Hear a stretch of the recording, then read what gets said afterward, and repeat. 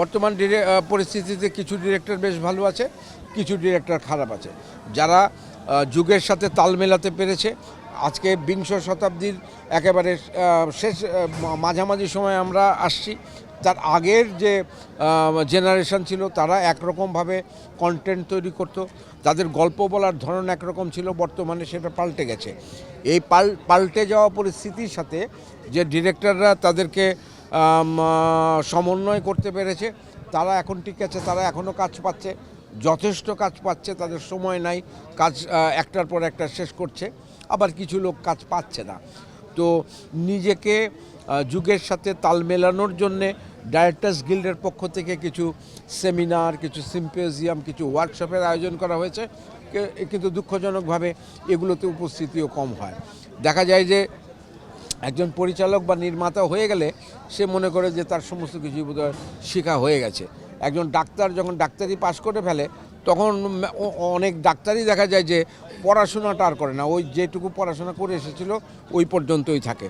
কিন্তু যুগের সাথে তালের সাথে দিন দিন যখন এগিয়ে যাচ্ছে, এই কত কিছু আমাদের চোখের সামনেই তো বিস্তৃত হয়ে গেল।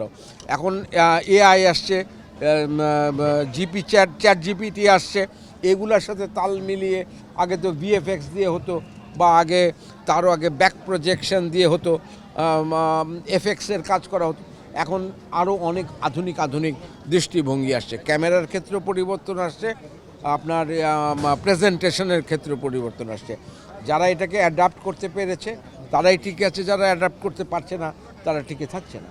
কিন্তু এই চলমান পরিস্থিতি কি আসলে কাজের ভলিউম অনেক কমে গেছে, অনেকে বলতেছে কাজের পর একটা তো সময় আসলে লাগে, একটু মন্দাভাব যাচ্ছে কি?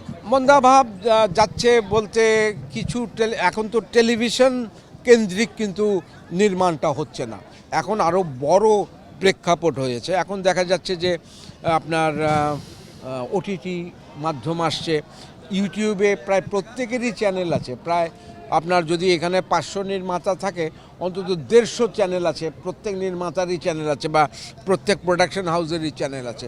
সুতরাং কাজের স্কোপ কিন্তু কমে নাই, কাজের মাত্রা যে পরিমাণ হওয়া উচিত তার তুলনায় কমেনি। কিছু অনুষ্ঠান আছে, কিছু টেলিভিশনে প্রচারের জন্য যে অনুষ্ঠানগুলো, সেইখানে হয়তো বিদেশি কিছু সিরিয়াল জায়গা করে নিয়েছে, অথবা ডাবিংয়ের সিরিয়ালগুলো, অথবা দেখা গেছে যে পুরনো প্রোগ্রামগুলো আবার নতুন করে চালানো হচ্ছে।